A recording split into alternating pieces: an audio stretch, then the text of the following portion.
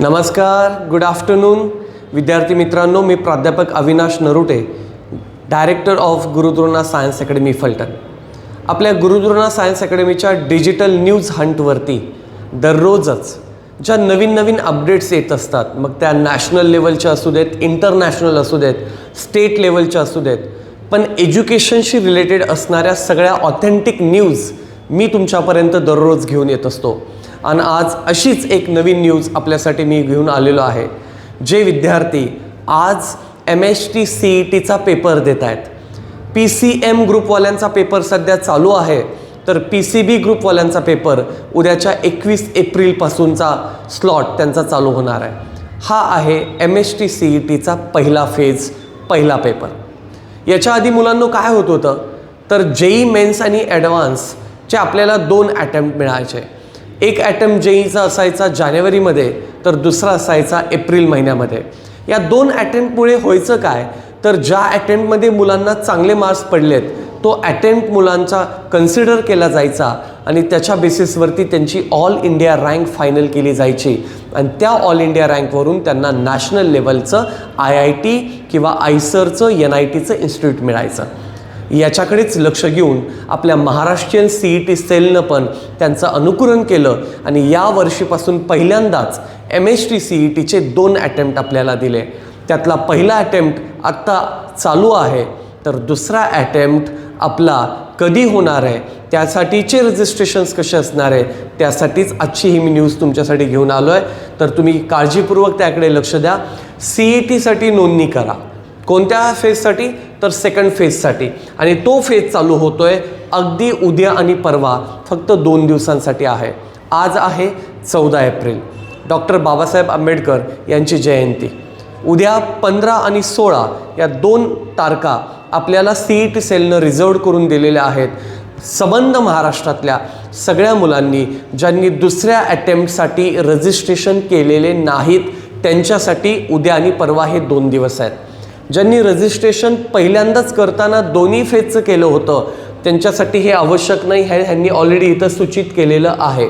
पण ज्या विद्यार्थ्यांनी फक्त पहिल्या अटेम्प्टसाठी रजिस्ट्रेशन केलते त्यांच्यासाठी दुसरा अटेम्प्ट देण्यासाठीचं रजिस्ट्रेशन उद्या आणि परवा हे 2 दिवस 15 व 16 एप्रिल रोजी विथ एक्स्ट्रा फीज म्हणजे शुल्क लावून तुम्हाला त्यांनी CET सेलला www.mahacet.org या वेबसाईटवरती तुम्हाला जायचं आहे आणि या वेबसाईटवरती जाऊन तुमचा पहिलाच लॉग इन ID आणि पासवर्ड तुम्हाला एंटर करायचा आहे आणि तो केल्यानंतर तुम्हाला तुमची इत्थंभूत सगळी माहिती रजिस्ट्रेशन करताना क्रॉस चेक करायची आहे. कारण CET सेलनं सांगितलं आहे की या 2 दिवसात तुम्ही प्रॉपर इन्फॉर्मेशन व्हॅलिडेट करून सबमिट करा, कारण दिवस कमी असल्यामुळं सेकंड अटेम्प्ट लवकर आपल्याला घ्यायचा आहे. त्यामुळे ह्या 2च दिवसात रजिस्ट्रेशन उरकून घ्यायचे आहेत. जवळपास महाराष्ट्रातल्या 4,01,350 मुलांनी आत्तापर्यंत दुसऱ्या अटेम्प्टसाठी रजिस्ट्रेशन्स त्या ठिकाणी केलेले दिसत आहेत आणि मला खात्री आहे की या प्लॅटफॉर्मवरून जी मी तुम्हाला न्यूज देतोय ती तुमच्यापर्यंत पोहोचल्यानंतर असंख्य महाराष्ट्रातले विद्यार्थी दुसऱ्या अटेम्प्टसाठी उद्या आणि परवा रजिस्ट्रेशन्स त्या ठिकाणी करतील. ही CET सेलनं दिलेली पब्लिक नोटीस आहे.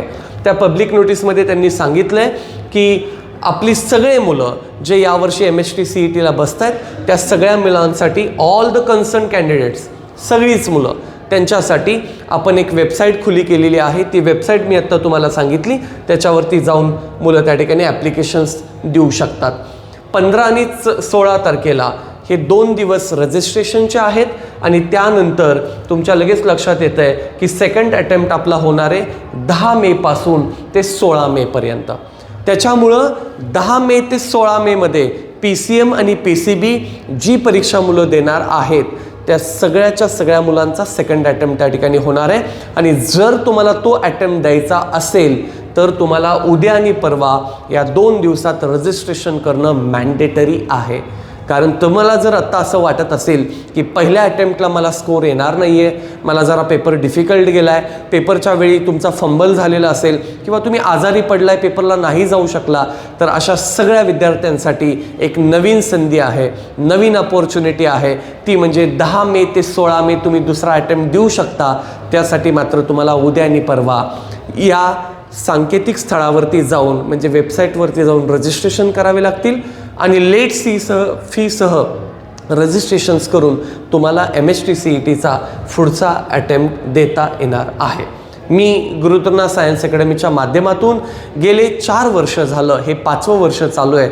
आपण फलटण तालुक्यातल्या आणि सातारा जिल्ह्यातल्या किंबहुना आजूबाजूच्या सगळ्या जिल्ह्यांना JEEचा खूप चांगला प्लॅटफॉर्म देतो आहे, नीटचा देतो आहे, CETचा देतो आहे, NDAचा प्लॅटफॉर्म देतो आहे आणि या प्लॅटफॉर्मच्या माध्यमातून असंख्य विद्यार्थ्यांना आपण या ठिकाणी शिकवण्याचं काम करतो आहे. आमचा हा ऑफिशियल नंबर आहे, याच्यावरती तुम्ही आमच्याशी संपर्क साधू शकता. जर तुम्हाला कोणत्याही फील्डमध्ये जाऊन पुढे ॲडमिशन घ्यायचं असेल. आमची पहिली बॅच ऑलरेडी 11 एप्रिलपासून चालू झालेली आहे. अर्जुना युनिटची पुढची बॅच आम्ही लवकरच चालू करतो आहे. सेकंड बॅचसाठीचे ॲडमिशन ओपन झालेले आहेत. तुम्हाला रजिस्ट्रेशन करायचे असतील, ॲडमिशन घ्यायचं असेल तर अकॅडमीच्या दिलेल्या ऑफिशियल कॉन्टॅक्ट नंबरवरती तुम्ही कॉन्टॅक्ट करू शकता. आमच्या ऑफिसलाही भेट देऊन तुम्ही काउन्सिलिंग करू शकता. 100% तुम्हाला आमच्याकडून खूप चांगला काहीतरी प्लॅटफॉर्म मिळाल्याशिवाय राहणार नाही. अजून अधिकची माहिती तुम्हाला हवी असेल, अपडेट हवे असतील तर आमच्या गुरुद्रोणा सायन्स अकॅडमीच्या ऑफिशियल यूट्यूब चॅनलला तुम्ही फॉलो करा, सबस्क्राईब करा आणि आमच्या इंस्टाग्राम पेजला देखील तुम्ही त्या ठिकाणी फॉलो करा. धन्यवाद. पुन्हा एकदा भेटूयात अशाच एका नवीन न्यूज हंट चॅनलमध्ये एक नवीन व्लॉग घेऊन, नवीन व्हिडिओ घेऊन. तोपर्यंत थँक्यू. खूप खूप शुभेच्छा.